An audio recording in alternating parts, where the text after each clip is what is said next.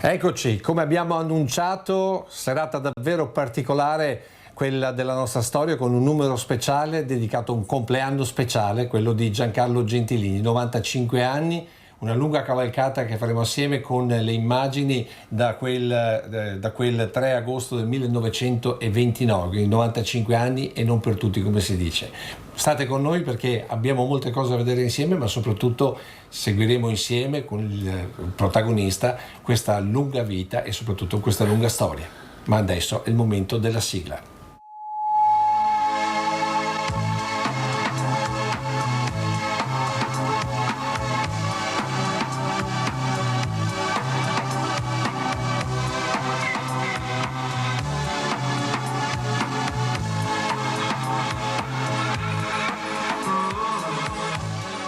Un'osteria, come qui ad Aetora, in via Manzoni.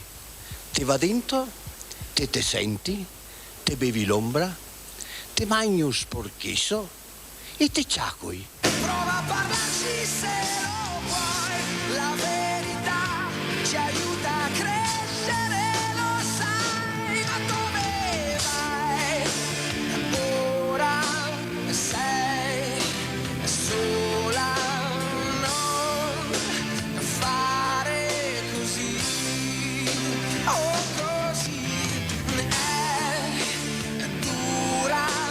Mentre tutto va in malora, io ti voglio di più, di più, di più. Oh, yeah. Ma tutta roba ruspante, tutta roba dei cittadini. Tutta roba dei cittadini. Giancarlo Gentilini, eccolo qua con noi. Intanto buon compleanno. Grazie. Questo 3 agosto 2024, 95 anni. Partiamo. Intanto come ci si sente a 95 anni? Guarda, ti dico la verità, nel giro di vita mio ho raggiunto i 95 anni, ma li considero una tappa della mia vita, perché se fosse un traguardo Gentilini non ci sarebbe più, perché è strano, a 95 anni io sono ancora in mezzo al mio popolo, perché il mio popolo ha ancora bisogno di Gentilini. Non dico delle cose eclatanti, enormi, ma e neppure del piccolo cabotaggio. Un cabotaggio che va bene per la mia età e un cabotaggio che viene così considerato da tutti i miei cittadini. E difatti questa sera voglio salutare tutti i miei cittadini, ma voglio salutare anche tutti i trevigiani nel mondo, perché tanta gente si ricorda di chi ha amministrato la città di Treviso, e uno dei tanti anche Gentilini, e oggi è in mezzo nuovamente a voi. Io credo che sia una grande soddisfazione per un ex amministratore godere ancora della fiducia di Antena 3, dell'Alpino, della moglie, perché vuol dire che c'è ancora una carica vitale da parte di Gentilini Giancarlo. Porta avanti gli ideali che ha sempre, per i quali ha combattuto, porta avanti gli ideali degli avi, tutti i principi per i quali ha combattuto, e vi dico la verità, ho sempre vinto, perché non mi sono mai sentito perdente, perché la razza Piave è una razza che vincerà ancora le sue battaglie. Allora cominciamo con la prima immagine di Giancarlo Gentilini. Allora, 3/8/1929, devo dire, con questo ciuffo e questo sorriso già voleva dire molto all'inizio. Qui siamo proprio agli inizi. Giancarlo Gentilini, come se lo ricorda, come se la ricorda la sua infanzia? Guarda, io vedi dal sorriso, vuol dire che già a quell'età io vedevo molto lontano. e credo di quel sorriso averlo portato in mezzo al mio popolo, perché la gente ancora mi ricorda anche adesso della carica vitale che io trasmetto, dell'amore che ho sparso a grandi mani e del grande affetto che mi ha legato a tutto il mio popolo. Beh, devo dire insomma che però di quell'infanzia cosa si ricorda? Perché noi poi qui abbiamo anche altre cose, ad esempio i primi anni, Vittorio Veneto intanto. Sì, beh, io sono nato a Vittorio Veneto e nel 1938 mio padre è stato trasferito qua a Treviso e quindi ho cominciato a vivere la realtà trevigiana. E vi posso dire che a me è sempre rimasto un pensiero fisso, l'aeroporto, perché nel 1938, quando Mussolini è venuto a inaugurare l'aeroporto al Conte Ancillotto. Ecco, allora vediamo già queste immagini, le abbiamo recuperato. Abbiamo Mussolini che sta arrivando proprio a Treviso Sì. e qui siamo proprio all'aeroporto, quindi siamo all'aeroporto il giorno dell'inaugurazione dell'aeroporto Ancillotto, che in parte è rimasto militare Ancillotto, dall'altra parte è diventato il Canova. Ecco, e vedi, e mio padre mi accompagnava sempre alla trattoria La Moncia nel 38, 39, 40 a vedere gli aerei e mi è sempre rimasto nel cuore quel desiderio di far spiccare il volo anche alla città di Treviso e ci sono riuscito. E con queste immagini invece di Mussolini credo che sia in Piazza del Grano. Intanto lei dov'era? Io ero a montare la guardia da Balilla alla Gioventù Italiana dell'Ettorio davanti al liceo Canova. Poi finita il controllo e l'impegno ci hanno portato in Piazza del Grano, cioè dove c'era una folla strabocchevole, basta. Beh, si vede qui. Fa parte del passato e ogni tanto va Beh, anche... È storia questa. È storia e quindi è storia che va vissuta anche nei ricordi. Ecco, quel giorno lì come se lo ricordo? Perché noi vediamo questa folla enorme che, come dire, si è assiepata, poi adesso vedremo anche altre immagini, ma com'era questa Treviso del ventennio? Qui ad esempio mi pare siamo a Villa Margherita, e credo sia il teatrino. Sì, io l'ho vissuta a un'età molto giovane, ma vedevo prima di tutto l'amore per la patria, quella cosa che io ho sempre portato dentro di me, l'amore verso l'Italia. Ecco qua, l'amore verso l'Italia, qui siamo in Piazza Vittoria e questo è il monumento, e il saluto al monumento in Piazza Vittoria, dietro ci sono le scuole, Sì, è facile, per dire. Le Gabelli. Esatto, bravo. Ecco, io ho fatto la terza elementare alle Gabelli. E qui c'è l'omaggio proprio. E qui invece siamo a San Francesco. Questa è l'entrata di San Francesco, sempre con Mussolini, perché qui c'è il mausoleo. Fa parte della storia della città di Treviso. Esatto. Comunque, tenera età, insomma, era una Treviso molto quadrata, molto precisa. E qui abbiamo l'immagine di Mussolini con dietro la città di Treviso. Poi c'era una grande partecipazione di popolo anche nell'amministrazione della città di Treviso. Le migliori famiglie facevano parte di quella categoria che gestiva la città di Treviso. Ecco, questo non lo dimenticherò mai. Ecco, adesso invece cerchiamo di capire un po' anche più della famiglia, insomma, no? Allora, lei nasce a Vittorio Veneto, ma poi fratelli, sorelle, adesso abbiamo questa immagine con due sorelle, Laura e Giuseppina. E nel 1938 siamo venuti ad abitare a Treviso, in vicolo Trento Trieste. E vi posso dire che abitavo al numero 5 e durante il bombardamento, io abitavo in un'altra parte, una bomba ha centrato in pieno la villetta dove io abitavo e sono rimasti tutti sotto. Orca.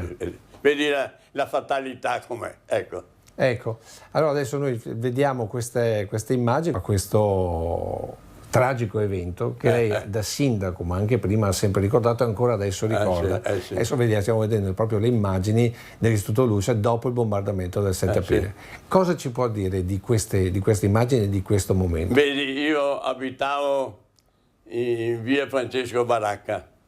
Appena terminato il bombardamento, la mia zona non è stata colpita, sono andato in piazza e là c'era il vescovo con tutti i pretini a cercare di salvare che era possibile salvare. E vi posso dire che c'è stata una corsa ad aiutare chi ancora aveva un po' di anelito di vita.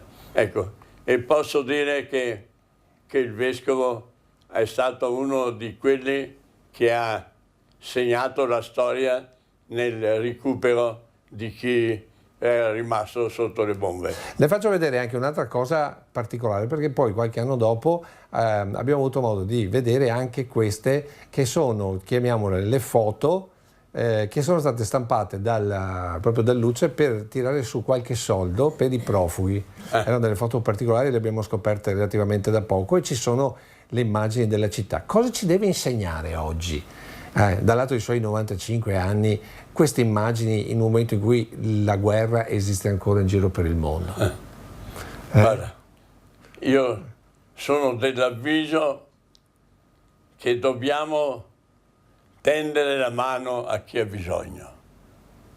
Questo è San Martino, San Martino. Ma io credo che chi viene qua deve fare tesoro di tutti i principi e di tutti gli ideali che hanno sempre contraddistinto la nostra vita sociale. Qui invece è proprio Ponte San Martino, guardate la stazione, e questa loggia di Cavalieri. La loggia dei Cavalieri, sì, mi ricordo, e c'era da catalogare addirittura i mattoni, sai?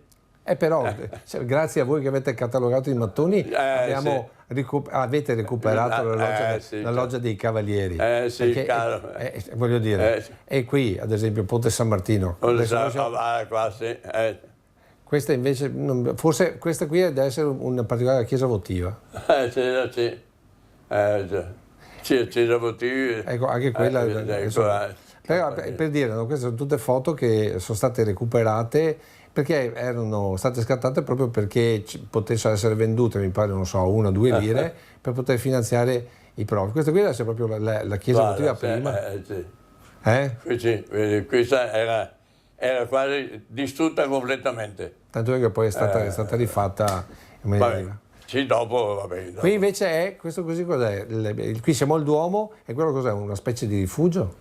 Sì, c'erano, vedi, c'era una pletora di rifugi, però non erano rifugi fatti per il bombardamento, erano rifugi fatti per il mitragliamento.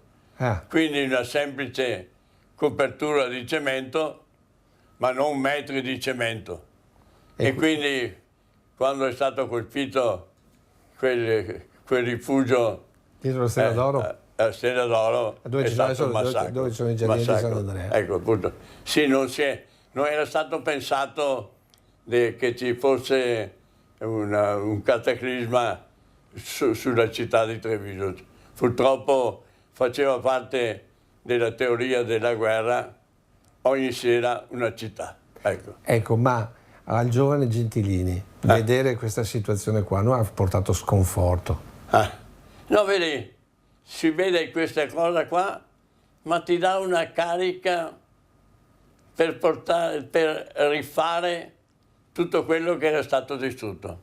Per esempio, una cosa che nessuno ha mai visto, sulle mura di San Marco, sì? I tedeschi volevano che Treviso diventasse una cittadella da difendere con le mitragliatrici. E quindi dal put interno, come dico, passavano con una galleria sotto le mura e arrivavano alle postazioni. E facevano un buco e mettevano le mitragliatrici.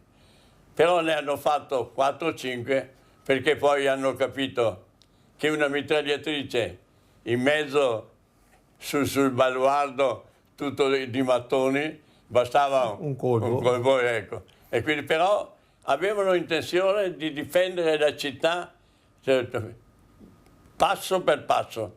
Per fortuna è tramontata, ma queste cose le ho imparate perché al chiodo c'era una batteria di contraerea e quindi erano italiani e tedeschi e ora si parlava anche del futuro della città di Treviso. Ecco. Tutte cose che gli altri non sanno. Ecco. Noi che abbiamo vissuto conosciamo cosa è stato fatto. Insomma, Ecco, però adesso andiamo oltre. Abbiamo parlato della guerra, abbiamo parlato del bombardamento del 7 aprile, adesso parliamo invece poi della ricostruzione. Cominciamo a vedere, diciamo, lo spirito vitale che avete messo nella ricostruzione del dopoguerra e adesso andiamo a vederci un Gentilini particolare, perché abbiamo un Gentilini alpino, anzi artigliere da montagna. Sì. Qui dov'è Giancarlo Gentilini e Qui che anni siamo? Qui sono a Montorio Veronese, 1956. Siamo stati 3 mesi al CAN, Montorio Veronese, e poi siamo andati a Belluno, il 6º artiglieria da montagna. Con i muli o senza? Con i muli. Guardate ragazzi, il mulo l'ho accompagnato per 15 mesi e credo che una cura dei muli andrebbe molto bene anche per i giovani di adesso, perché sacrificio, fatica e anche affetto con i muli, perché i muli ti conoscevano, cioè, davi con la mano, davi il pomo e ti conoscevano, hai capito? C'era un rapporto quasi umano anche con i muli, però è stata la Naia è stata una grande maestra di vita e credo che averla abolita sia stato un omicidio nei confronti dell'Italia. Perché, carissimi cittadini, vi posso dire che con me c'erano tutti i pastori abruzzesi della Val Brembana, tutti analfabeti. Però dopo 15 mesi di Naia sapevano leggere e scrivere, avevano la patente e erano pronti per entrare nella società. Ecco, questo è il grande vantaggio. Ecco, guarda. Ecco. E poi Giancarlo Gentilini però, come dire, prende la sua strada e prende la sua strada come, immagino, studente di legge, visto che lei è avvocato. Sì, mi sono laureato. Questa foto da dove viene fuori? Quanti anni? Questa qua sarà, dunque la terza è finita, la terza liceo, quindi sarà a 20 anni, 18-19 anni. Cioè. Proprio freschissimo. Sì, Perché sì. la scelta di diventare avvocato? Ma avevo una logorrea, avevo un modo di parlare con la gente che accattivava, tu capisci? E quindi ho detto, ma perché non sfrutto questa mia dote? Vedi, è un dono di natura che io avevo già intuito quando sono andato all'Università di Padova. Allora adesso noi ci fermiamo per un po' di pubblicità, dopodiché ripartiamo, perché ripartiamo con, diciamo, la rinascita di Treviso e ripartiamo cominciando a parlare anche della banca, perché sappiamo sì. che sono 35 anni di banca da avvocato. Sì. Subito dopo la pubblicità. Va bene.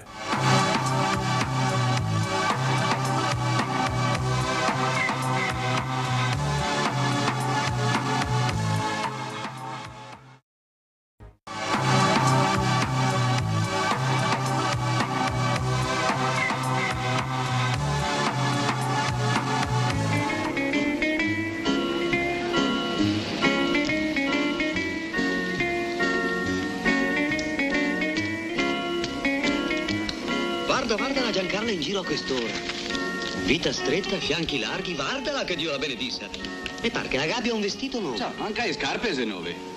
Sì, col marito che c'ha 128.000 franchi al mese. Il marito che ha la pensione di guerra. Ma 11.750 al mese, messa tanto che... E forse avrà qualcuno che le passa la grana alla signora. Attenti, attenti, il viento non vuol barbetta. Guarda che torna.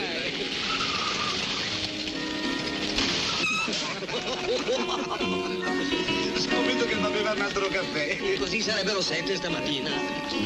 No.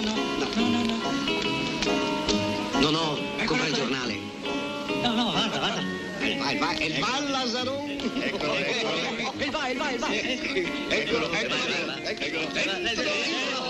Questa mattina, come d'accordo, sono andato ad aspettarlo in banca.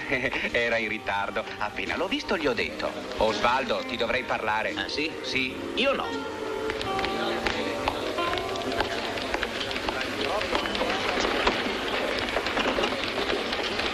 Che tipo di operazione, padre? Prelevamento, versamento, assegno, cambiale? Pisigato, ma ti sembra che sia un comportarsi da buon cristiano? No, mi non so niente, mi non dico niente. Io sono un cristiano libero.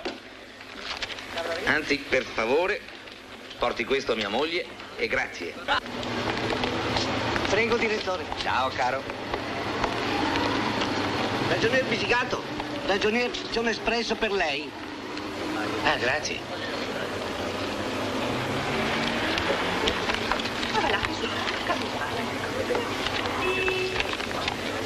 Se vuoi passare una bella vacanza, indaga sul passato della tua ganza.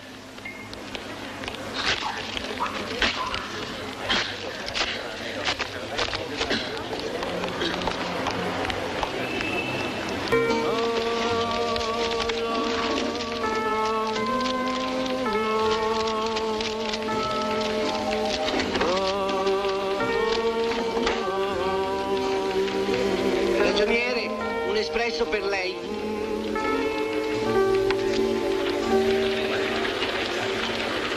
Grazie.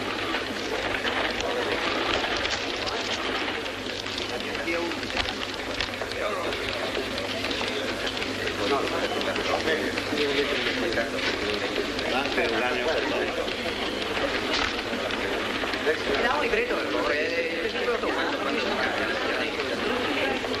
No, Davide, tieni.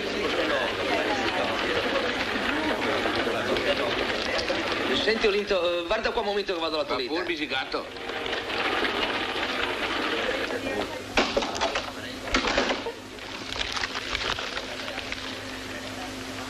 Si dice che Milena, meretrice di gran lena, ha fatto pratica ed esperienza all'albergo Spadoni di Vicenza.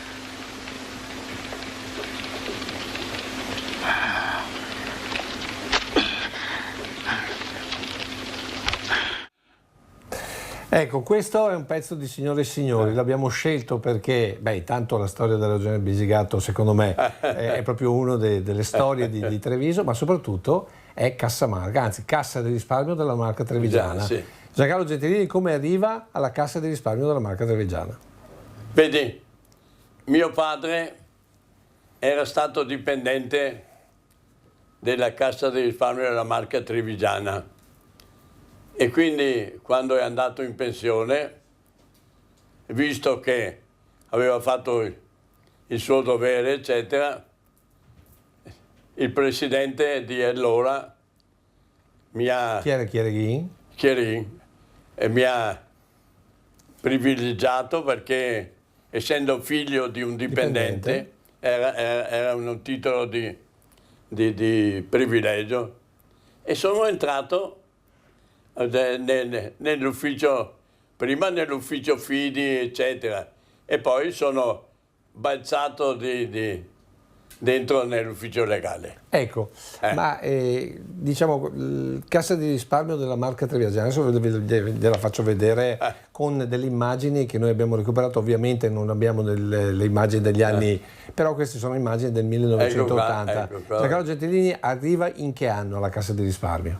Dunque, arrivo nel 61. Nel 61? 61. Quindi le immagini prima di Signore e Signori sono quelle della Cassa di risparmio? Certo. qua in pianura. E anche qua mi pare che non sia cambiato molto. Sì. Era il momento di vitelloni, della vita del centro storico piena di gioia, di felicità, di vivere, voglia di vivere, hai capito? Ecco com'era, cioè veramente, perché si viveva, era la vera Marca Gioiosa e Tamorone. Certo, guarda, io ti posso dire anche per quanto mi riguarda, io ho fatto 35 anni di banca e sono andato in pensione con un anno di ferie arretrate. Vedi cosa voleva dire il lavoro, eccetera, ma nello stesso tempo vivevamo in mezzo a tutti i colleghi e credo che non ci siano mai stati screzi o baruffe. Ognuno sapeva fin dove poteva arrivare. Ecco, ma volevo capire una cosa, la Cassa di risparmio di allora quanto differente era rispetto alla banca di oggi, alle banche di oggi? Perché l'ufficio legale voleva dire che uno non pagava, però magari si aveva più o meno pazienza, perché magari tanta gente veniva dal dopoguerra, quindi i soldi non li aveva, o magari i primi cominciavano a comprarsi le case, o addirittura i primi compravano le macchine. Ma usciamo da una economia di guerra e ricordo che fu l'artigianato che prese grande forza e mi ricordo che anche i Benetton venivano là a un prestito per tutti i telai, eccetera, poi da dare, e cominciò il balzo in avanti, ma credo che la Cassa Marca e anche le altre banche siano state una delle linfe vitali che hanno fatto sì che Treviso a un dato momento fosse stata vista come una delle capitali del lavoro e della voglia di lavorare. Ecco, però questo cambiamento, facciamo un salto di economia, facciamo un cambiamento tra la Cassa di risparmio, che poi è diventata fondazione, cioè il bisogno di entrare in Unicredit, è stato un bene o un male visto alla sua persona di poi? È sempre stata un miglioramento, vi posso dire, perché tutti i passaggi sono stati un progredire, però certamente adesso non è possibile fare un paragone come era nel 61, tutto a mano, e adesso tutto meccanizzato. Però c'è chi dice che una volta la Cassa di risparmio era più a misura d'uomo. Certo. Cioè nel senso che quello che aveva bisogno di un prestito, quello che poi te lo dava... Ricordatevi, carissimi cittadini, che l'affermazione di tutti questi affaretti per cui parli viene a penalizzare il rapporto umano. I telefonini? I telefonini, perché ognuno si chiude sotto una campana di vetro. Una volta veniva dentro il cliente, avvocato, eccetera, devo bere l'ombra, eccetera, cioè, avvocato, mi dà una mano perché non riesco a pagare a cambiare, vero o no? Sì, in cassaforte capivo sempre la gente, ma ricordati che difficilmente mi fregavano, perché posso dire che quello che mettevo in cassaforte in attesa, secondo le promesse, venivano tutti onorati. Se uno veniva penalizzato su qualcosa, non era, basta, non si pensava nemmeno. Un protesto neanche per idea. No. E poi c'era un'onestà anche con i cittadini, con i clienti, c'era un'onestà di base. Adesso l'onestà di base credo che abbia preso altre strade, ma quella onestà di base nel 61, 62, 63, con il miracolo credo che non si ripeta mai più. Ecco, allora abbiamo visto la sede, diciamo la sede operativa, però qui invece nasce, qui abbiamo Caspineda, quindi sì. abbiamo la sede centrale. Sede Lei dove lavorava? Qui o di là? Qual era il suo ufficio? Qui oppure in Piazzetta Aldo Io ho fatto in Piazza dei Signori, qua e dopo in via Palestro. Caspita. Sì, in via Palestro, di fronte proprio alla macelleria. Sì. Ecco, sopra ho fatto diversi, però sempre nel centro storico, perché ho l'ufficio legale. Io amministravo, ragazzi, non dico nemmeno le cifre, perché erano cifre molto forti e credo che 35 anni e mezzo non ho mai avuto nessun tentativo, niente, perché segavo le gambe se vedevo che qualcosa non andava e volevo, e sapete, ero maniaco perché quando mettevo la gente sugli sportelli volevo che fossero con camicia e cravatta. Eccoci qua. Non ho mai tollerato maglion che robe ha, perché, cari cittadini, alle volte il vestito fa il monaco.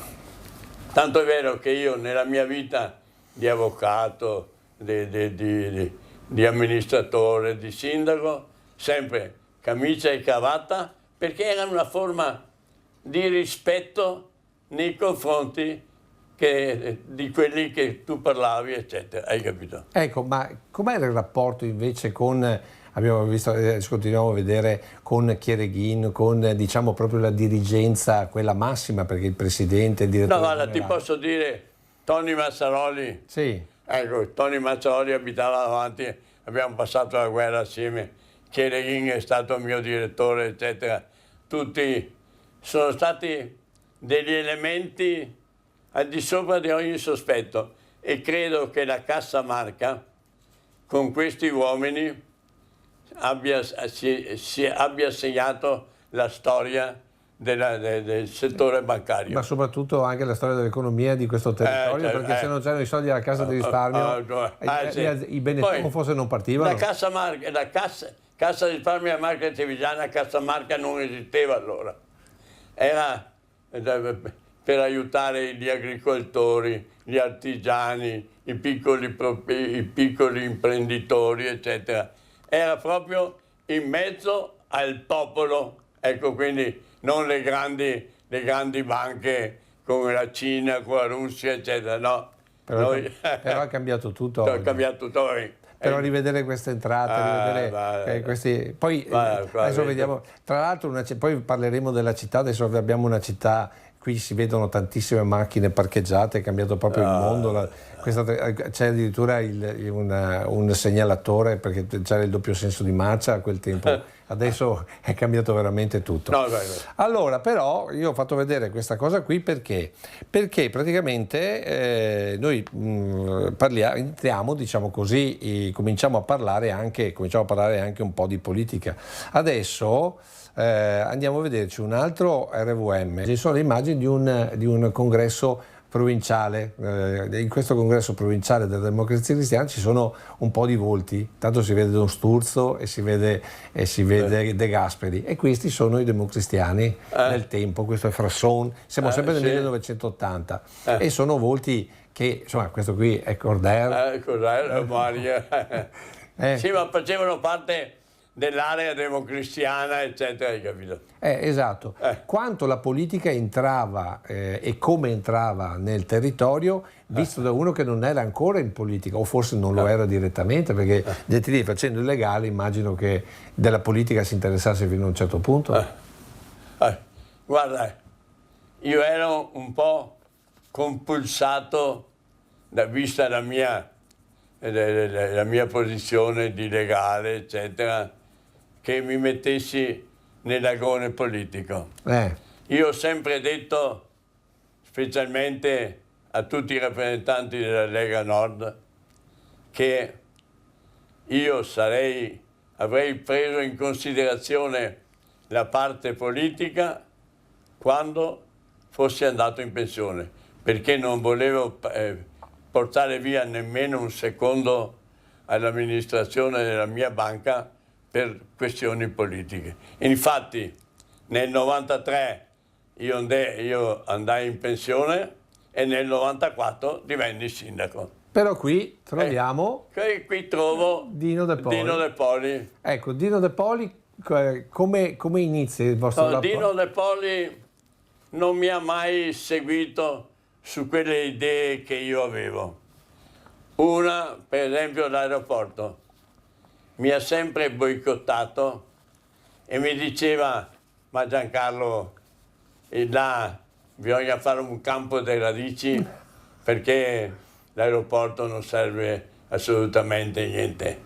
Dopo che dicevo: ciao Dino, guarda che la cittadinanza sta invecchiando.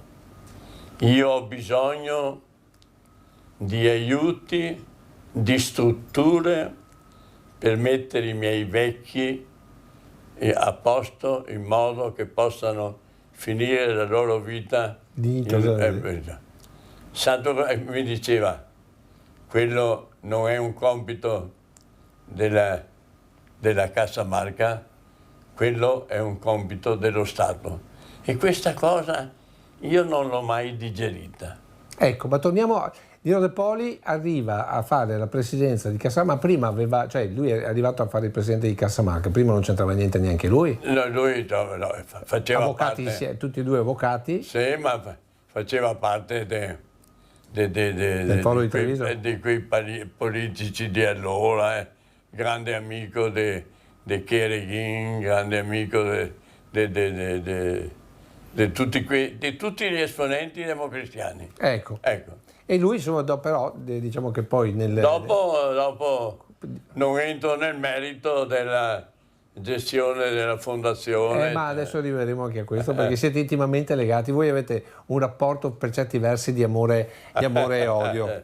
Allora, proprio perché ci stiamo avvicinando, poi faremo una nuova pausa, faccio vedere invece delle altre immagini, che sono quelle del Consiglio Comunale. Quindi lei stava in piazzetta Aldo Moro piuttosto che nelle altre sedi, e qui invece, vicino al Palazzo di Trecento, c'era un altro avvocato, Antonio Mazzarolli. Allora, rapporto di amicizia con Antonio Mazzarolli, rapporto con il sindaco Mazzarolli di Giancarlo Gentilini. Guarda, abbiamo vissuto, io abitavo di fronte proprio a Tony Mazzarolli e ero grandissimo amico del fratello di Poldono. Ecco, quindi la nostra gioventù è stata in mezzo alle guerre, alle bombe. Mia madre era sempre, mia moglie era d'accordo con le zie. C'è un rapporto di amicizia per cui le due famiglie si erano quasi fuse assieme, e quindi abbiamo vissuto i momenti più tragici e dopo abbiamo vissuto i momenti più belli, perché ti posso dire che Tony è stato un grande amministratore, alle volte con un cervello magari al di fuori troppo. Lui è innamorato della musica, lui era innamorato del teatro comunale, eccetera. Io ero un pragmatico, no? Beh, si è visto poi io ricordo un consiglio comunale che si è messo a piangere perché non riusciva a trovare i fondi per la copertura del teatro comunale, che perdeva, il tetto perdeva, cose che poi, voglio dire, la battaglia l'ha portata avanti. Ma comunque è una figura che ha segnato la storia. Com'era come carattere? Perché io l'ho conosciuto come, diciamo, persona bello, un signore, però un po' timido per certi versi. Alle volte gli mancava quel momento di decisione, hai capito? Perché a tanti manca, sai. Sì. Luca Zaia, anche quello che manca un momento di decisione. Io invece ne avevo anche troppa. Beh, ecco, giusto perché adesso ci fermiamo con un'altra pausa pubblicitaria, guardando questi consigli comunali, com'era la politica di allora? Guarda, Prima Repubblica, ecco, ti posso dire che facevano parte del consiglio comunale le persone, le famiglie più titolate, più a posto. Tutti i professionisti correvano per fare i consiglieri comunali. Quindi c'era un grande amore nell'amministrazione della città di Treviso. E c'era anche una grande formazione. Cioè, innanzitutto una grande esperienza. Piero Tiraca. Grande esperienza, grande capacità.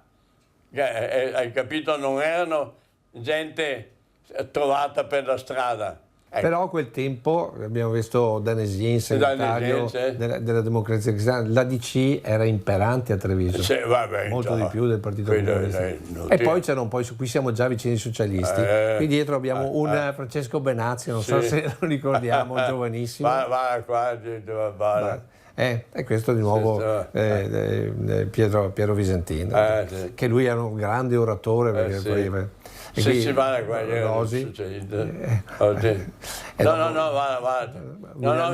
erano gente forgiata, tu capisci, che aveva sulle spalle un'esperienza in tanti settori, non erano dei vergini, hai capito?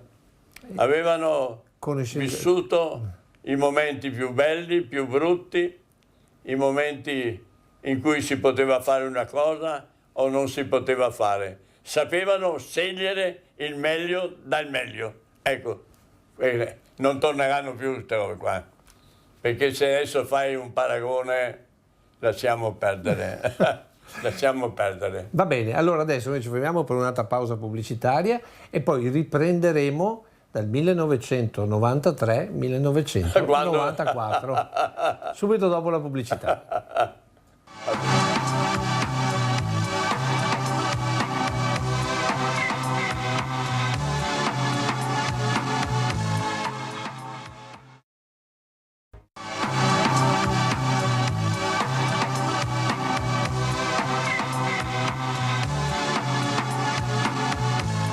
Eccoci di nuovo qui per festeggiare i 95 anni di Giancarlo Gentilini, ripercorrendo un po' tutta la sua vita personale, la sua vita lavorativa, ma anche la vita, diciamo così, politica, perché a questo punto noi cominciamo a vedere delle immagini, sono quelle del Montiron, quindi siamo alle albori della Liga Veneta. Sì. E qui è la prima riunione, queste sono immagini, non so se si vede, 1990, quindi siamo ben 4 anni prima rispetto alle elezioni, e qui inizia tutto il fenomeno della Lega.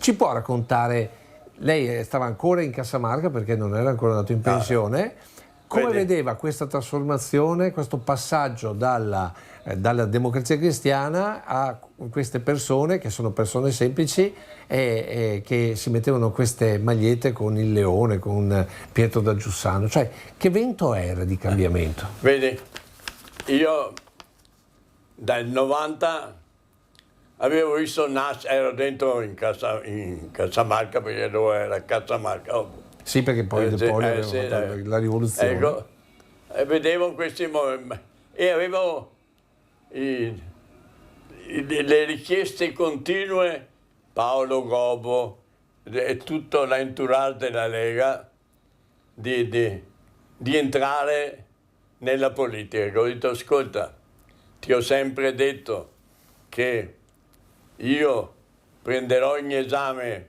l'aspetto politico quando sarò andato in pensione dalla Cassamarca. Ecco, ma proprio perché proprio la Lega? Cioè, voglio dire, uno poteva anche stare con i partiti tradizionali. No, perché io ho sempre detto che due cose non le posso fare. Io sapevo che ero andato in pensione con un anno di ferie arretrate, se un anno di ferie arretrate solo per amministrare la Cassamarca, non avrei trovato altro tempo per trovare qualcun altro.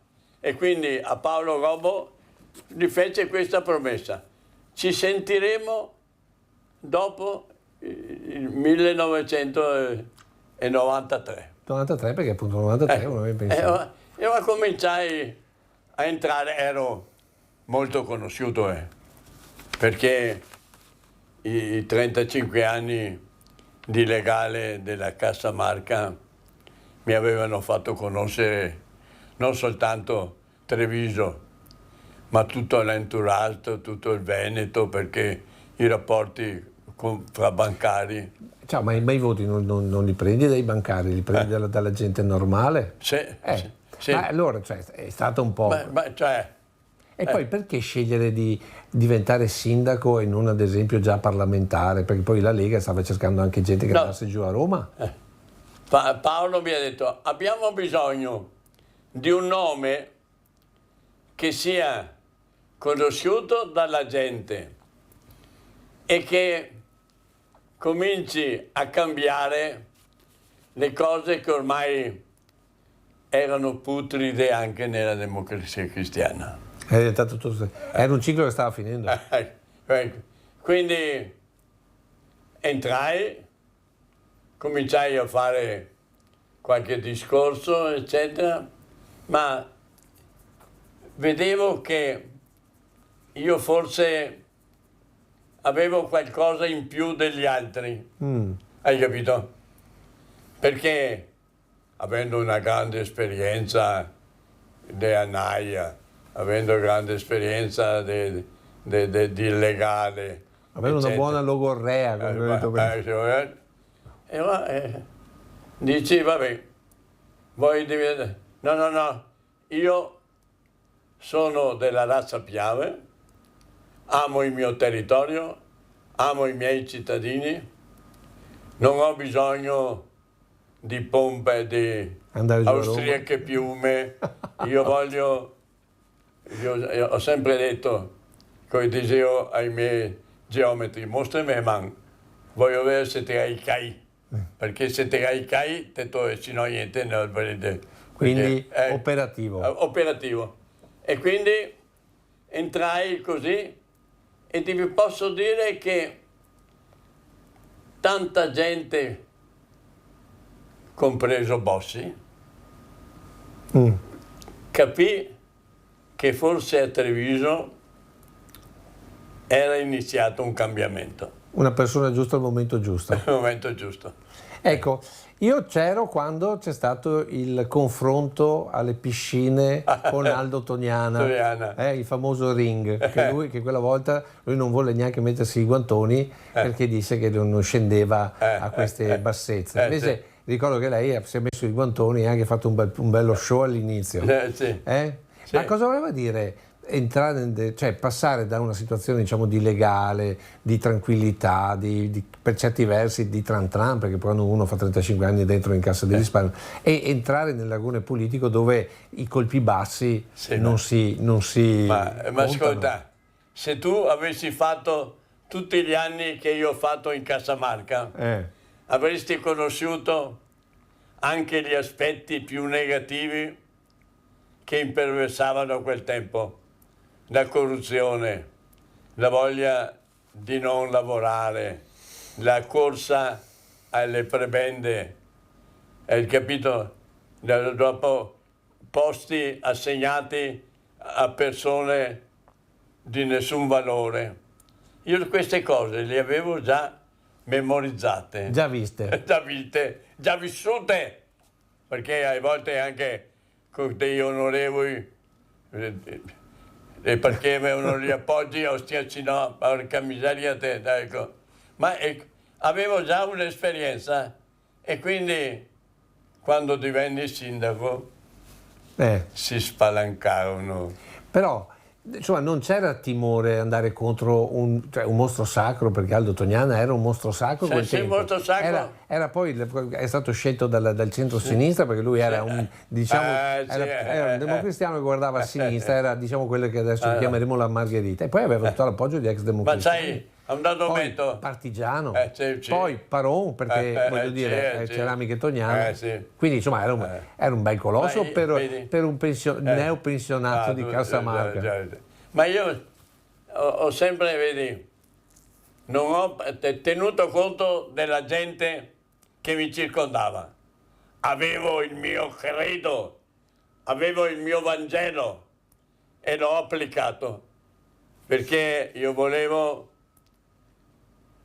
applicare quei principi che fossero di vantaggio a tutta la gente che alle volte veniva da me in banca e mi diceva: avvocato, costa cambiare E non rischi per per Carla, cosa ho detto a te, eccetera.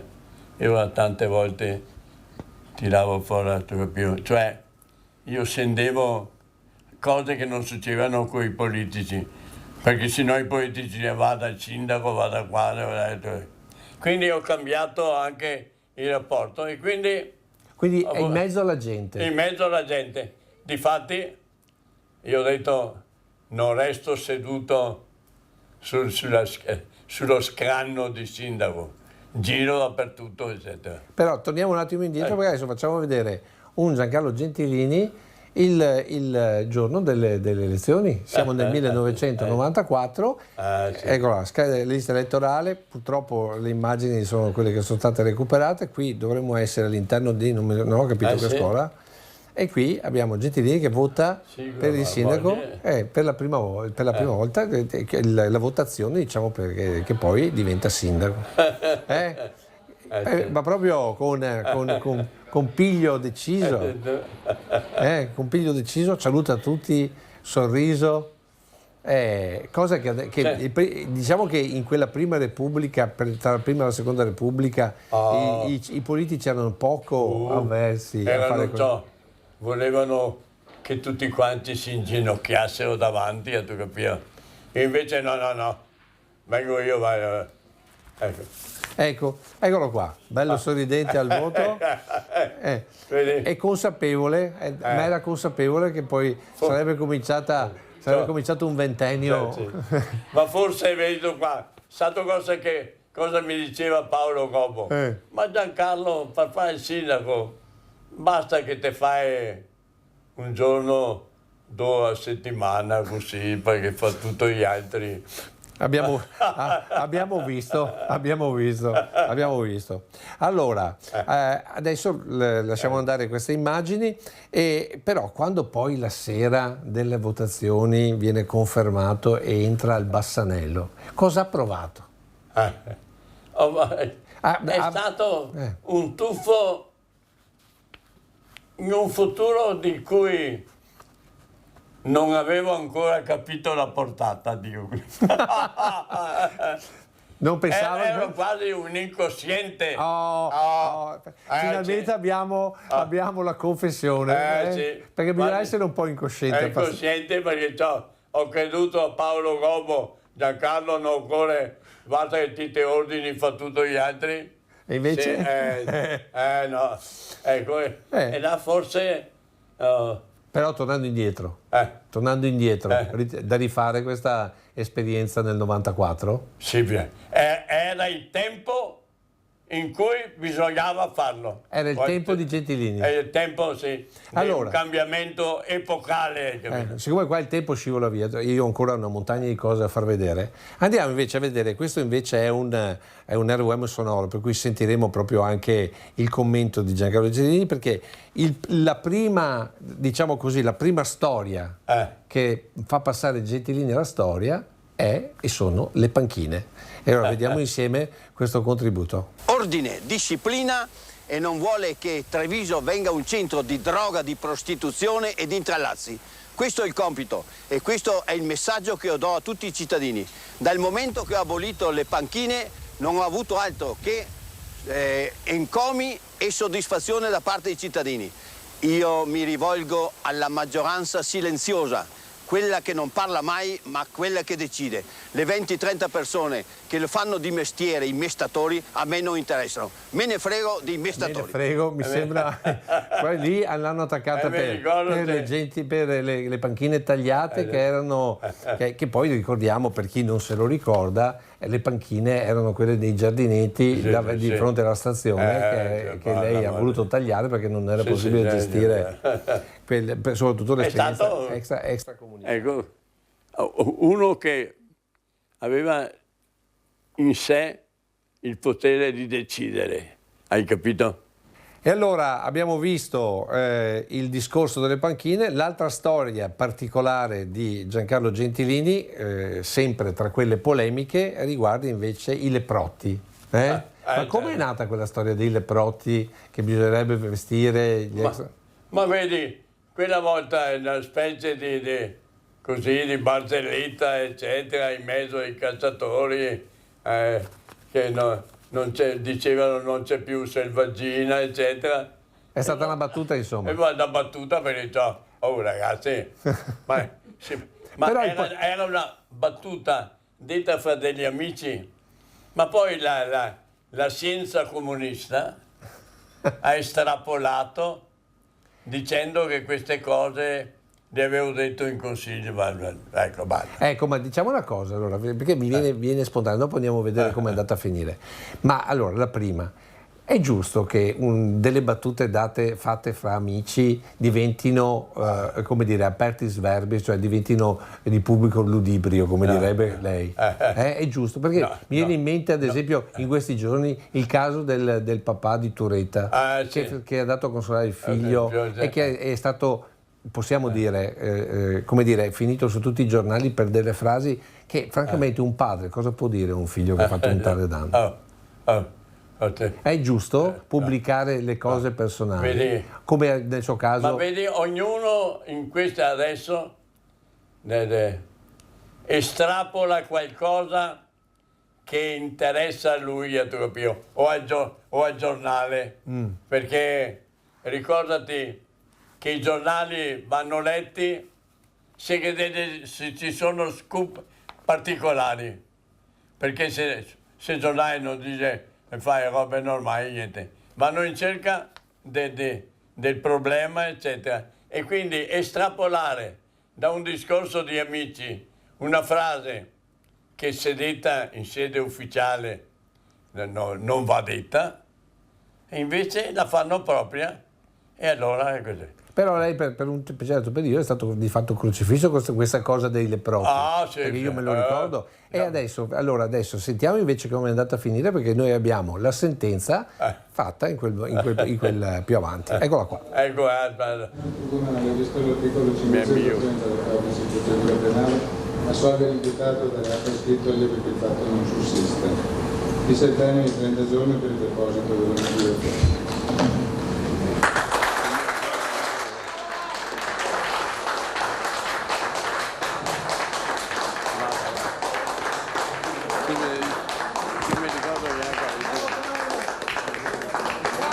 Una dichiarazione, la giustizia mi ha reso giustizia, punto e basta. Nessun'altra dichiarazione? Nessun'altra, fra 7 giorni, 8 ci parleremo. Questo è quello che vi dico. Contento? Certo, ho sempre avuto fiducia nella giustizia. Per 35 anni ho esercitato la funzione di legale e quindi conoscevo che la giustizia non si perde per strada. L'applauso del pubblico? Insomma, è un riconoscimento, è una gioia con il sindaco Gentilini. Sono tutti contenti. Una volta Bossi! Ciao Bossi! Ciao! Tutto a posto? Sì, sono stato assolto. Ho sempre fiducia nella giustizia io, vedi? E quindi sono...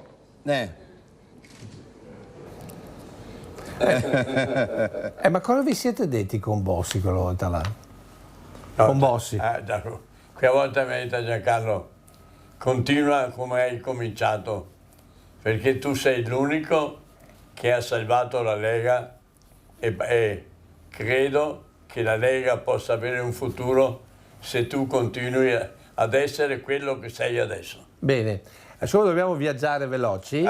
Allora, abbiamo visto i primi due casi per cui uno che è diventato sindaco nel 94, forse anche in maniera un po' incosciente, diciamo che ha queste due avventure. Però la vera grande avventura è stata quella di cominciare a cambiare il traffico della città, perché la città, non so se la ricorda, qui siamo nel 1980, c'è ancora il distributore, qui siamo appena fuori Porta San Tommaso, non so se si ricorda il distributore, la città era fatta di una viabilità completamente diversa rispetto ad adesso. Vedi, questa per dire, la situazione semaforo. della viabilità trevigiana la conoscevo essendo anche in Casamarca. Casamarca, Guarda che perché ecco. E allora, quando divenni sindaco, sapevo che girava per il comune una idea dell'architetto Rizzon, il quale aveva ipotizzato un sistema rivoluzionario, eccetera. E io presi Nigel Vianello, Bellina, Granello, tutti i miei tecnici per vedere se era percorribile questa strada segnata da Rizzon. Ebbi subito l'accordo da Paolo Gobbo, tutti quanti, e ebbi la forza contro tutto e contro tutti di applicare, costasse quello che costasse, l'idea progettuale di Rizzon. Poi un'altra cosa che è chiuso è Porta Santi 40, che prima addirittura era doppio senso di marcia. Ecco. E ti posso dire che è stato un cambio millenario. Siamo quasi a 25 anni perché voglio dire, ricordiamoci che siamo il PUT cambia. Di Treviso non conosceva questa viabilità, hai capito? No, io vediamo la viabilità. Credo di passare alla storia come il sindaco contro tutto e contro tutti ha cambiato la viabilità dopo millenni di oscurantismo. Ma quella mattina, me lo ricorderò finché vivo, avevamo applicato alla lettera quello che aveva segnato Rizzon: se non cambiamo immediatamente mi crolla tutto. Perché pensa che il PUT avevamo fatto una via di percorrenza e il resto tutti i parcheggi. Maria Dio, un disastro. È cambiato in 12 ore, cambiato tutto. È stata una scelta vincente che passerà alla storia. Però vedendo adesso il traffico, i semafori, eccetera, perché insomma, voglio dire, ormai compie un quarto di secolo, voglio dire. Sì. Allora, andiamo al 2000. Adesso facciamo un salto in avanti, le immagini che ho visto prima sono immagini del 1980, 81, 82. Andiamo al 2000 e andiamo intorno al 10-11 luglio del 2000, quindi diciamo circa 25 anni fa. Con Nicola Endimioni, lei monta in macchina e racconta il PUT diciamo così, avallato ai trevigiani. Sentiamo come lo racconta. Allora, sindaco, come va? Allora, velocità costante, nessun ostacolo, fluidità completa, vedi? Siamo in macchina con il mio autista, vedi? Curve perfette, tutto proprio come l'olio, guarda, vedi? Tutto tranquillo. E qua siamo su un nodo di Porta Santi 40, un po' di rallentamento perché ci sono emissioni che vengono da Viale Montegrappa, però si supera un colpo di acceleratore e ci mettiamo subito in marcia. Mi sembra di essere nelle grandi città, sai? Perché bisogna sveltire, bisogna avere il colpo d'occhio. Gli autisti qua si fanno veramente pratica. Questa perché non hai più il problema di destra e sinistra di incroci, vedi? E quindi andiamo verso qui, ecco c'è, vedi? Questo si porta dalla corsia centrale, si è portato sulla sinistra, escono, vanno in centro, però noi proseguiamo, andiamo in stazione, vedi? Tac, vedi? Ecco, riprendiamo la velocità, vedi? I suoi vigili in questi giorni hanno lavorato molto. Sì, certamente io devo ringraziare tutti i miei vigili urbani, tutta la gente che si è messa a disposizione di giorno e di notte, perché lavoriamo anche questa sera di notte, sapete, per fare tutta la segnaletica, perché è opportuno che la segnaletica sia a carattere continuo, non soltanto le frecce, ma anche indicazioni. Per esempio io voglio che mettano, quando si va verso dentro la città, devo mettere centro, in modo che la gente vede già immediatamente la corsia di decelerazione per entrare in città, perché altrimenti la gente che non è tanto pratica arriva davanti all'incrocio e non sa se voltare a destra o a sinistra, invece quando vede il centro si volta automaticamente, scatta immediatamente l'ordine di svoltare a sinistra. Vedi? Sì, passiamo verso il centro, vedi? Qui vedi in piazza, vedi, abbiamo... Ecco, questo qui è, diciamo così, il PUT. Adesso continuiamo a vedere un po' di immagini, guardando queste immagini, ma soprattutto guardando tutti... Ma ti posso dire una cosa, che io utilizzo molto spesso il servizio di taxi. E sai, tutti quanti i tassisti mi dicono: signor Sindaco, per fortuna è arrivato lei. Ha fatto la cosa più bella e la cosa più funzionale per la città di Treviso. Non dimenticheremo mai il suo nome per quanto riguarda. E quindi ti dà anche una carica se alle volte hai preso una scalettata di suo essere, però sono cose che hanno segnato la storia della città di Treviso. Allora adesso noi ci fermiamo ancora una volta per la pubblicità, perché poi continueremo raccontando un altro pezzo di città di Treviso che è cambiata durante il suo periodo da sindaco, ma dopo la pubblicità.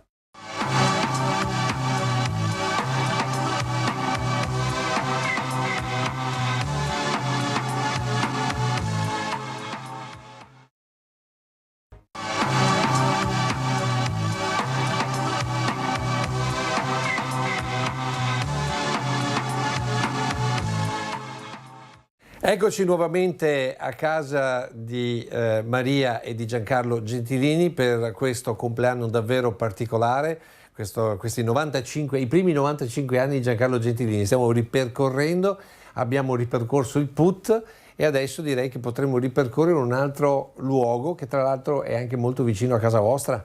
Non so se riconoscete quest'area qua. Questo è Lappiani, prima della Piani. E qui c'era la fabbrica e queste sono immagini degli inizi degli anni 80, poi ne vedremo delle altre, perché qui è un altro passaggio epocale durante, diciamo così, il periodo di reggenza, chiamiamolo così, da sindaco di Giancarlo Gentilini. Ecco, cos'era Lappiani visto dal sindaco Gentilini prima che ci fosse l'idea da parte di Casamarca che si era acquisita, della Cassa di Risparmio, che si era acquisita l'area? Era un'area dismessa, soltanto rifugio di sbandati, eccetera. Allora sentivo anche De Polio intanto, perché mi telefonava: Giancarlo, cosa pensi tu, cosa fai? Ma non so, ma che vuol dire mettere a posto, eccetera. Ecco. E lui avevo questa idea di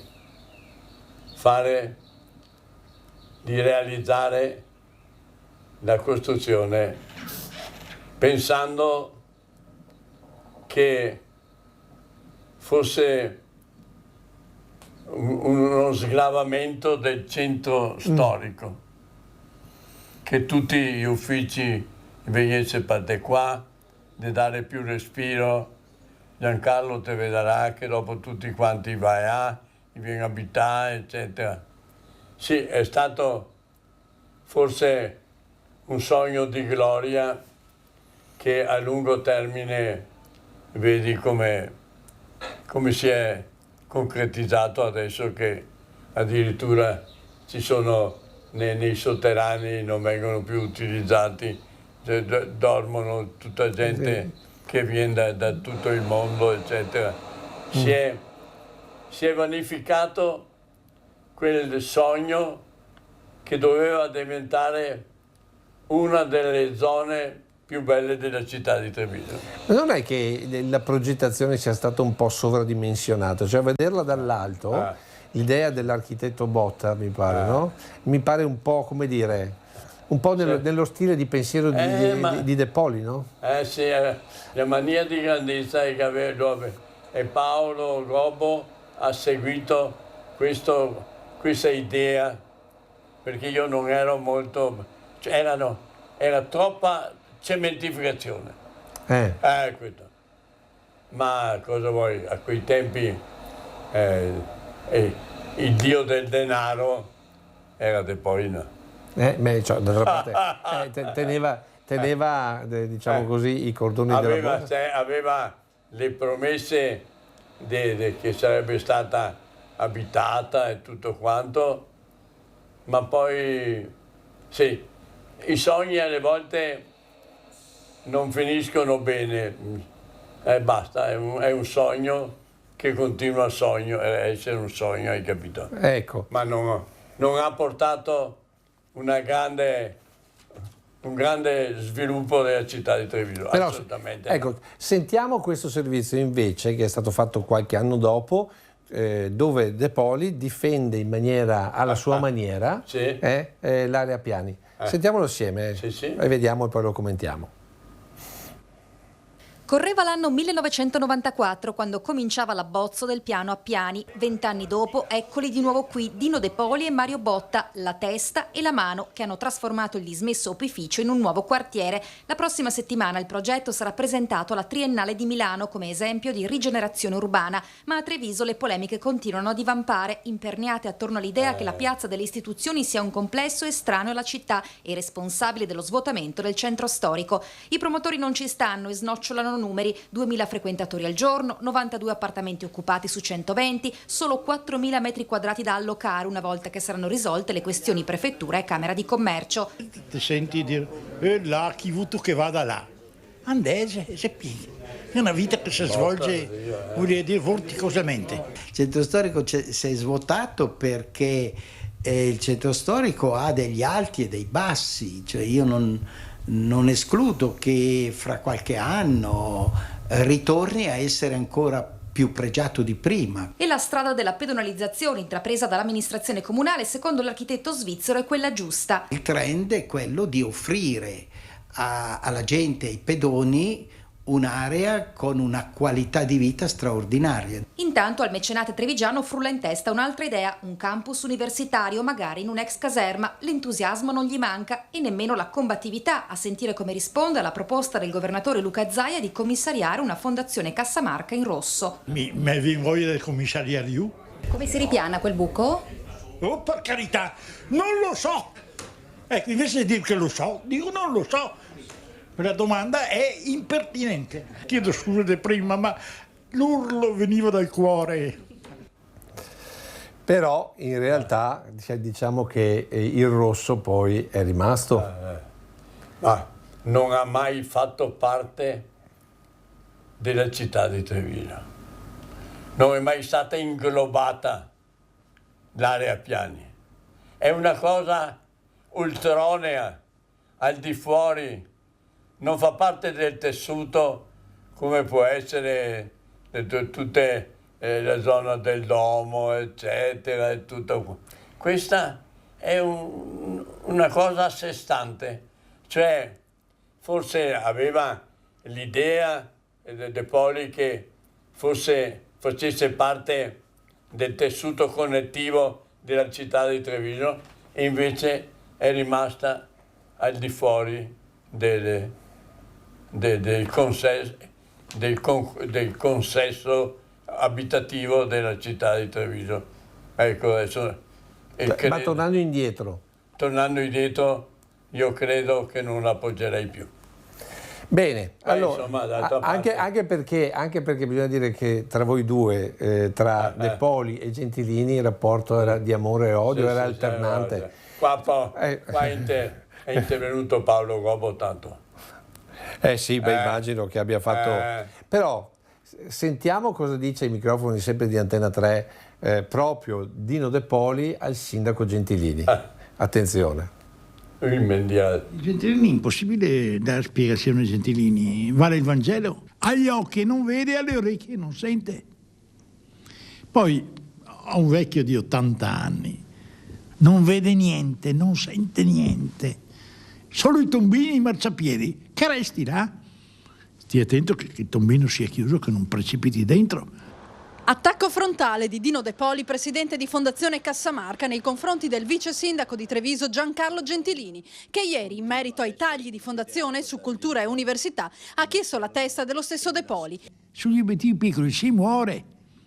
È la piccola Treviso che muore, che Gentilini rappresenta attraverso i tombini e i marciapiedi. Il massimo che riesce a capire delle cose. Le priorità restano il teatro comunale, anche con tagli decisi alla lirica, le grandi mostre, l'università, senza pagare però gli stipendi dei professori, le cattedre di italiano all'estero e il recupero di opere d'arte. Ma sul presunto abbandono di Treviso da parte dell'Università di Padova? Il rettore di Padova, Sarangi, non è in scadenza. Che faccia la sua scadenza? È un rettore scadente perché scade. E se da un lato i due vecchi leoni, ovvero Giancarlo Gentilini e Dino De Poli, sono allo scontro totale, il sindaco di Treviso Giampaolo Gobbo getta acqua sul fuoco sulla polemica. Credo anche ci sia stata poi una collaborazione totale fra Gentilini e De Poli, perché uno era presidente e l'altro era sindaco, quando tutti i progetti che si stanno concludendo ora sono stati fatti, per cui non vedo un contrasto così definito.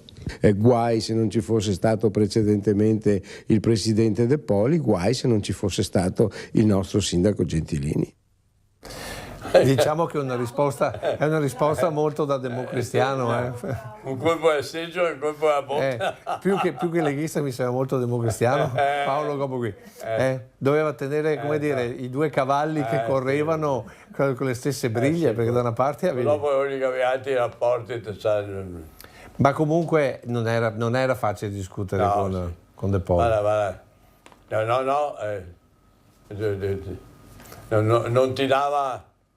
Non ti dava la parola proprio, aveva sempre la mia dritta dappertutto, il sindaco dei tombini, delle fogne, di che robe, non l'abbiamo visto, che se fosse stato per lui Treviso non avrebbe avuto l'aeroporto di Treviso, per esempio.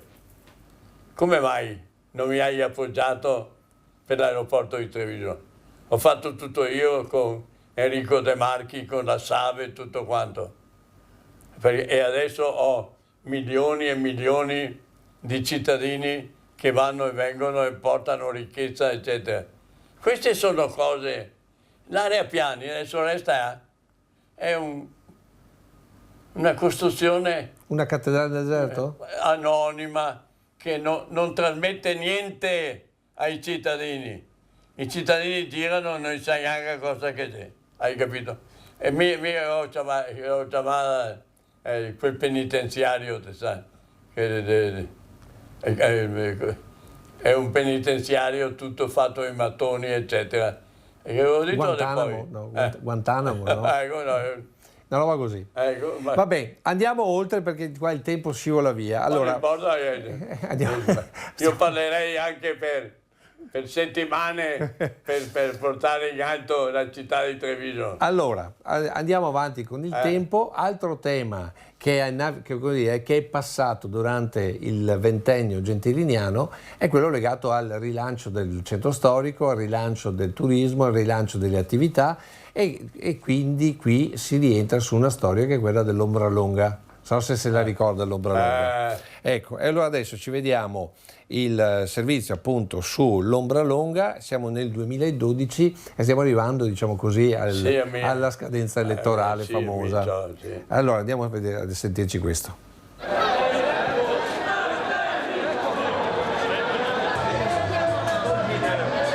Ombra Longa Longa il ritorno. Dopo l'annuncio della ricandidatura di Giancarlo Gentilini a sindaco della città, si fa strada anche un altro ritorno, quello della kermesse alcolica per eccellenza, sempre da lui sostenuta. Ho detto potrò anche riesaminare il problema dell'Ombra Longa, perché l'Ombra Longa, finché che se ne dicano, è la festa della gioventù. Un'ombra longa però riveduta e corretta. Con tutti i rimedi, con tutte le osservanze, io amo la gioventù. Io voglio che la città torni in mano ai giovani. Mentre le frecciatine sono rivolte ai colleghi della politica. Ho i politici che vanno all'Oktoberfest e hanno paura dell'Ombra Longa. Come mai? Sul vino, sostiene Gentilini, si basa la vitalità produttiva e imprenditoriale della marca, impossibile non tenerne conto. Ma la parola ultima ce l'avrà la sua eventuale e futura giunta. Saranno tutti i giudizi che saranno affrontati da una giunta di giovani. E qui siamo ancora, diciamo, sì. nei tempi, siamo nel 2012 se non sbaglio. Sì, ma il 13 finivano, la dinastia gentiliniana, ecco. Nel 2003. Però nel 2012, ecco, l'Ombra Longa vista oggi, 2024, 3 agosto, avrebbe un senso adesso? Non ha senso? Come dire? Io credo che l'idea dell'Ombra Longa non sia percorribile più. Adesso non sei più. Adesso la grande difficoltà è poter controllare su quello che sta succedendo. E non ci sono. Dobbiamo sperare solo, ma ci vorrebbe il bisturi. Ma il bisturi lasciamolo perdere. Va bene, allora adesso invece continuiamo. Perché? Ma c'è chi dice che Gentilini a fare il sindaco si è arricchito. E allora adesso vediamo quanto prendeva Gentilini da vice sindaco verso la fine del mandato. Non so se la ricordo questo di servizio. Questo è il biglietto del mio stipendio. Vedi, adesso sono le 14:25. Io sono qua al posto di lavoro, mentre tanta gente e tanti politici sono attorno a tavole imbandite che si riempiono il gozzo. Ecco, io dico questo perché bisogna avere la coscienza di meritare quei denari che sono dei cittadini e che vengono dati all'amministratore Giancarlo Gentilini. 3.346,68 €. Giancarlo Gentilini mostra il cedolino dello stipendio che riceve come vice sindaco di Treviso. Lavorando, tiene a precisare, 365 giorni l'anno, 24 ore al giorno. Non una giornata di vacanza, dal 94, sottolinea con orgoglio lo sceriffo di Casugana, entrando nel dibattito sugli stipendi dei politici. Un'indennità, quella da amministratore, che si aggiunge alla pensione maturata con il lavoro all'ufficio legale della Cassamarca. Me la sono guadagnata in 40 anni di servizio e andando in pensione con un anno di ferie arretrate. Ma nella battaglia ai privilegi della casta e agli sprechi di denaro pubblico, Gentilini invita a non guardare solo nelle tasche dei politici. Ma vorrei dire una cosa, non scagliatevi solo sui nostri parlamentari. Cominciate a guardare gli appannaggi dei consigli di amministrazione, delle banche, delle fondazioni, delle assicurazioni, di tutti gli enti statali, parastatali e tutti di quegli enti inutili che stanno prosciugando le finanze dello Stato. Quindi se dobbiamo fare qualcosa lo facciamo a 360 gradi, non soltanto nei confronti dei miei senatori o dei miei deputati. Allora Gentilini, ma allora sei arricchito facendo il sindaco? No, guarda, quella cifra non è soltanto per me, ma ho appoggiato anche iniziative sociali, tutto e quanto, perché non bisogna dimenticare mai quelli che hanno bisogno. E quindi tutto il mio capitale era quello là. Io credo di averlo guadagnato, perché ricordatevi che in tutti i 19 anni di sindaco e vice sindaco il comune non è mai stato chiuso. Natale, Capodanno, tutte le feste, tutte le domeniche, il comune era aperto.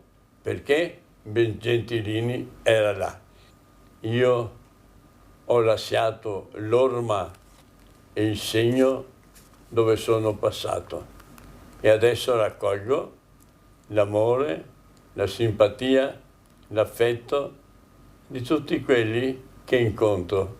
Vedi, io non sono stato un personaggio al di sopra, sono sempre stato, come ha detto Dino De Poi, forse i tombini e a mese Cassioe.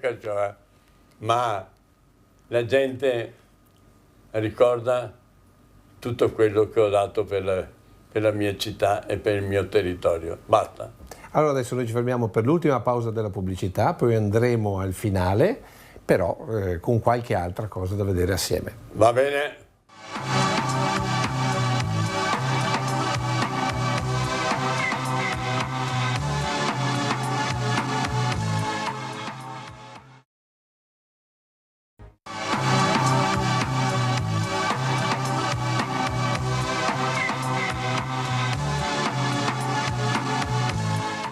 Eccoci qua, ultima parte di questo compleanno e questa edizione straordinaria della nostra storia per i 95 anni di Giancarlo Gentilini, e in quest'ultima parte diciamo cominciamo con quello che potremmo definire un po', potremmo definire il crepuscolo per certi versi di Giancarlo Gentilini, nel senso che a un certo punto prima abbiamo visto l'Ombra Longa. Abbiamo visto come dire, il fatto che lei si ricandidava a sindaco dopo un periodo da vice sindaco, purtroppo le cose non sono andate come dovevano andare, vince Giovanni Manildo, siamo nel 2013 e dopo quasi 20 anni Giancarlo Gentilini fa gli scatoloni e si trasloca a casa. Allora vediamo il servizio del trasloco da Casugana.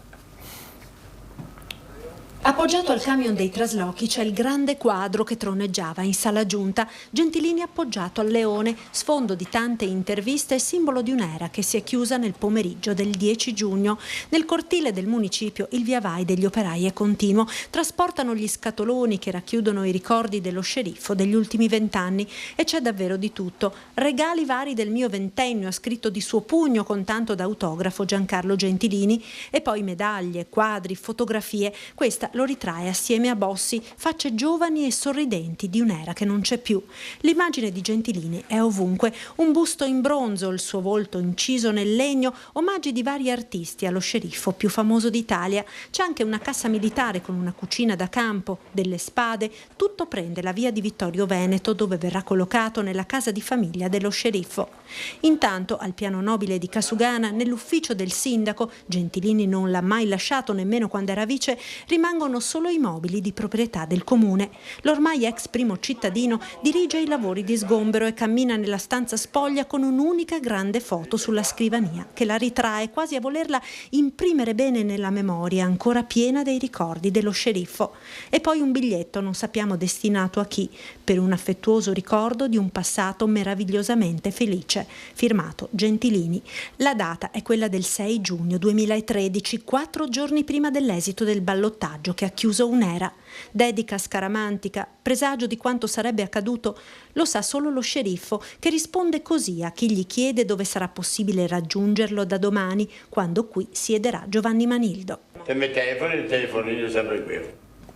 Esatto, perché uno dice finito il periodo da sindaco uno si ritira a vita privata, invece Gentilini no. Anzi, continuo anche adesso, pensatevi. Io ogni giorno vado, contatto il comune e do tutte le disposizioni in ordine a cosa vedo durante il giro della città, in modo per dare una mano a questa amministrazione che è la continuazione del resto della mia amministrazione. Però di cose ne sono passate da quel 2013, di esperienze, e una in particolare, un'esperienza tremenda che è stata quella del Covid. E io e noi abbiamo deciso di inserire in questa scaletta proprio anche l'appello del sindaco per sempre, perché poi lei è diventato sindaco per sempre per volontà di Mario Conte, che è successivamente ha preso il posto di Giovanni Manillo, e il suo appello era appunto quello di vaccinarsi. Siamo in un periodo che molti hanno già rimosso, ma che è stato veramente tremendo per tutte le comunità e soprattutto per le persone di una certa età. Vediamo il servizio.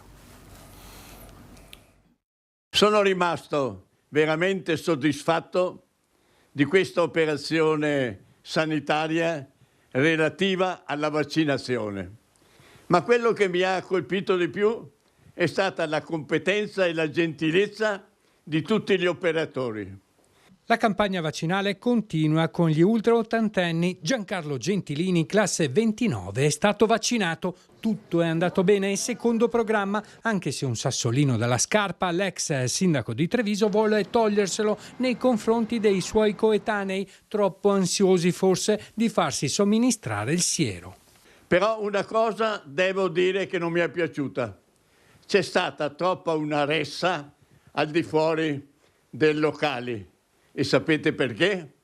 Perché tantissimi si sono presentati un'ora prima dell'appuntamento e quindi si è ingenerata un po' di confusione e non hanno certamente ubbidito a quello che diceva Benassi: trovatevi alcuni minuti prima del tempo per non intralciare il traffico. Infine Gentilini si rivolge a tutti per un appello alla vaccinazione per proteggere se stessi e le persone che amiamo di più. Ricordatevi che l'unica ancora di salvezza è la vaccinazione. Quindi tutto il popolo italiano deve vaccinarsi, costi quello che costi.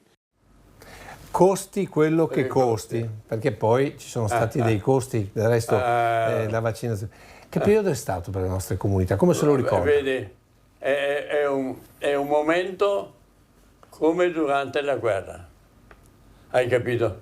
Bisognava trovare tutti i modi per garantire la sicurezza nella salute di tutti i miei cittadini e della salvaguardia anche di tutto il territorio. Ma l'importante era primo un vivere deinde filosofari. I romani dicevano prima la salute e tutto dopo viene il resto. E quindi io ho fatto il parallelismo fra quello che io ho sofferto durante la guerra e quello che ho sofferto durante il Covid. Però anche un'esperienza che insomma voglio dire non bisogna dimenticare. No. Perché abbiamo fatto vedere questa clip? Perché come dire ci porta a un ragionamento. Abbiamo sempre fatto il parallelismo con De Poli, abbiamo detto che era, diciamo così, per certi versi la persona che deteneva il potere perché aveva i soldi di questo territorio, però vediamo lui che viene colpito dal Covid e che finisce in casa di riposo, tra l'altro al città di Treviso, qual è il suo, diciamo così, crepuscolo? Se n'è andato senza un fiore sulla bara, senza un corteo verso il Camposanto. Conclusione anonima per quello che è stato per quasi 30 anni il Re Sole di Treviso e della Marca. L'ultimo atto si è svolto questa mattina verso le 9. Niente Duomo, San Nicolò, dove da sempre si sono svolti i funerali dei nobili e dei potenti trevigiani, ma la cappella della casa di riposo di Santa Bona, dove l'avvocato, l'ex presidente dell'ente Cellulosa e Carta, l'ex deputato, l'ex presidente prima della Cassa di Risparmio e poi di Fondazione Cassamarca ha trascorso i suoi ultimi giorni. Nemmeno un vero e proprio funerale, ma solo in 15 stringenti minuti la benedizione di Donaldo Danieli, il parroco della residenza per anziani città di Treviso. Quella città che avrebbe voluto esserci per salutare l'amico o l'avversario, il mecenate o l'indifferente, il democristiano o il legale Dino De Poli. Invece dentro la cappella 5 familiari, la moglie Renza, il figlio Mauro, la figlia Nicoletta e il fratello Ugo con la nipote. All'esterno un drappello di giornalisti con l'amico dei viaggi in Cina Adriano Madaro. Contando anche il personale dell'impresa funeraria, non più di 15 persone, per l'ultimo addio all'uomo che ha scritto una pagina di storia della città e non solo. E il senso di desolazione e sgomento di fronte a questa fine in solitudine è rappresentato tutto dall'immagine del fidautista Flavio Cecchin, per una vita e fino quasi all'ultimo a fianco di De Poli. Distante dalla cappella e inginocchiato sull'erba ha salutato così il suo presidente, fin quando il carro funebre si è allontanato verso il forno crematorio di Sant'Abona. E chiara è stata la sensazione che in quel momento si è definitivamente chiuso un capitolo di storia trevigiana. Poi ognuno per la sua strada, in un strascico di emozioni, di rammarico, ma anche di pungente ironia del presidentissimo. Diretto il commento tra le lacrime del suo autista. E poi era un uomo che diceva: guarda, so qua, giudicavo altre cose che ho fatto in tutta la mia vita. Non il suo comportamento deve essere così abbandonato. Mi immaginavo non qualcosa di più, molto di più, ecco. Senta, come commenterebbe De Poli il suo funerale in questa situazione? Ciao, sono da. Che dire della fine così di un potente? Già. È la legge della vita. Guarda, grandi imperi, grandi tutti, a un dato momento tutto finisce. Però ognuno di noi passa per questa terra e lascia un'orma, lascia un'impronta. Allora, qual è l'impronta che Gentilini vuole che rimanga del suo passaggio? Io guarda, ho sempre detto, io ammiro le persone che lasciano il segno del loro passaggio terreno. Spero di seguire da me stesso quello che dicevo, ma il giudizio non spetta a Gentilini, il giudizio spetta a tutti quelli che hanno conosciuto Gentilini e spetta loro di dire sì, Gentilini è uno che è passato ma ha lasciato il suo segno. Ecco. E siccome tutti noi siamo di passaggio, come se lo immagina quel giorno lì? Un salto nel buio. Però con la stessa incoscienza di quando sei diventato... Sì, come sono diventato sindaco. Stessa roba. Allora, però, un altro salto che Gentilini ha fatto nella sua vita è stato quello di sposarsi, anzi di risposarsi a tenera età. Allora, vediamo le immagini del matrimonio con Maria. E cosa dire di questa storia? È una donna eccezionale. Ragazzi, io avevo bisogno di una donna così e spero che di accontentarla in tutti i suoi desideri. Sono andato a sposarmi giù in Toscana, ma è stata una bellissima giornata perché io penso di avere scelto la persona giusta. È importante nella vita scegliere e io sono convinto di avere scelto. Possiamo dire che per un uomo che sale c'è sempre una donna che tiene le scale, che tiene la scala, che fa la base. Io credo che vicino a Giancarlo ci sia una grande Maria, forse migliore di Giancarlo.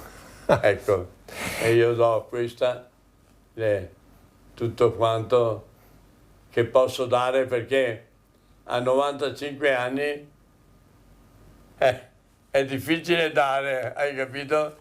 Però insomma si riesce a dare. E allora, visto che siamo in un compleanno, visto che cerchiamo, anzi vogliamo finire in gloria, come è giusto che sia, è giusto chiamare anche Maria, visto che l'abbiamo tirata in ballo, e portarla qui perché come ogni compleanno è il momento della torta, giusto? E quindi una torta ci vuole, e soprattutto ci vuole, non abbiamo messo 95 candeline perché 95 ci vuole una, però abbiamo messo insomma una cosa di un certo tipo, una cosa che fa il suo giusto effetto. Eccoci qua.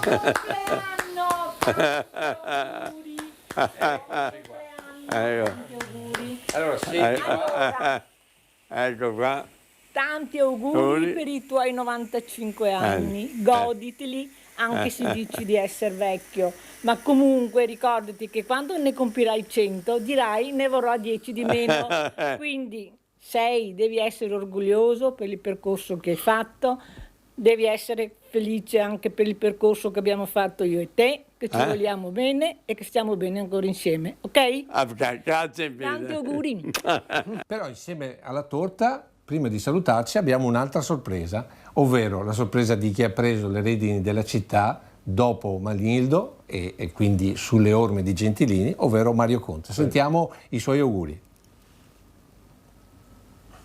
Caro Giancarlo, tanti auguri di buon compleanno. Approfitto di questo momento non soltanto per celebrare il tuo compleanno, ma ne approfitto proprio per ringraziarti per l'uomo che sei, il sindaco che sei stato e soprattutto la guida forte e sicura che continui ad essere per me, che oggi ho l'onore di ricoprire questo ruolo così importante come quello del primo cittadino della città di Treviso. Tu sai bene di cosa parlo e devo dire che le tue lettere costanti, quotidiane, di richiamo, di attenzione, di sensibilizzazione, di segnalazione sono per me uno stimolo a far sempre di più, a far sempre meglio, seguendo quei valori e quelle indicazioni che tu hai dato a me e a tutti coloro che hanno saputo seguire il tuo esempio. Quindi nel festeggiare questi 95 anni, io da poco ho festeggiato i miei 45 anni, ci dividono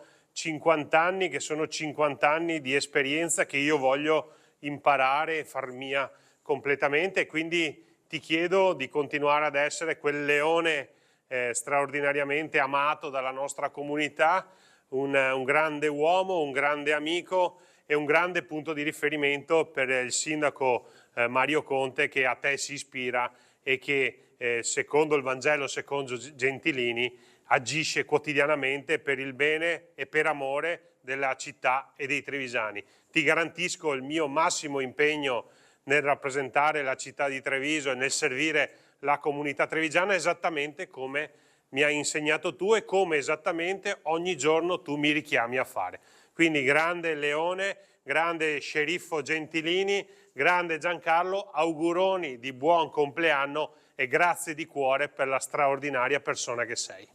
Grazie Mario. Grazie Mario, grazie. Di questa esplosione di amore. Ricordati che tu sei un mio erede dal punto di vista amministrativo e politico e quindi applica sempre tutti i principi che io ho applicato in tutti i miei anni e vedrai che sarai sempre un vincente e un vincitore, perché io ammiro soltanto chi vince e io credo che tu abbia le stigmate del vincitore.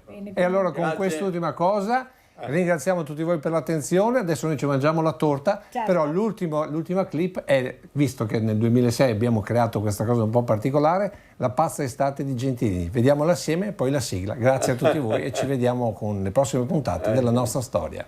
Belle. Io resto qua. Oh yes! Ecco, allora siete bellissima accoglienza. Cosa volete di più? Questo è un sindaco di Arazza Piave.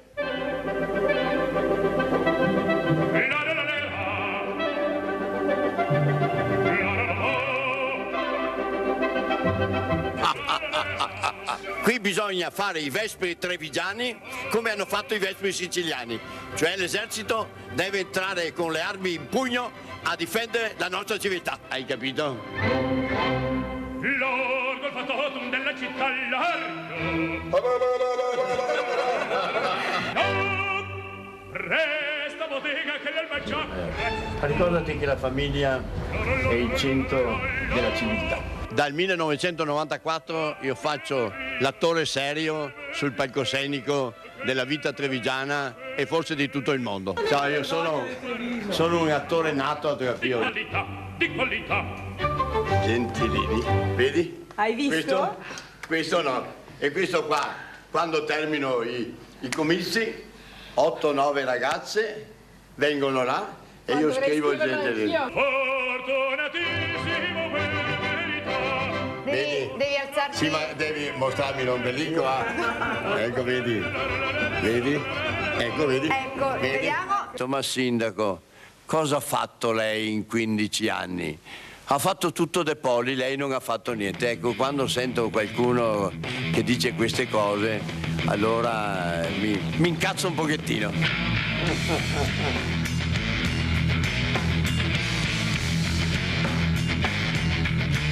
Ma quando si tocca la moralità, la serietà delle donne trevigiane, allora io divento il leone di Kasugana. E adesso graffierò. Hai detto che sai sempre capire tutte le persone. Pulizia etnica dei culattoni. I culattoni devono andare in altri capoluoghi di regione che sono disposti ad accoglierli. Qui a Treviso non c'è nessuna possibilità per culattoni o simili. Oggi hai parlato troppo. Oggi è una piccola evasione nel mondo della cellulose, ma forse potrebbe essere anche un futuro lavoro mio se i cittadini non mi eleggeranno alle prossime elezioni elettorali.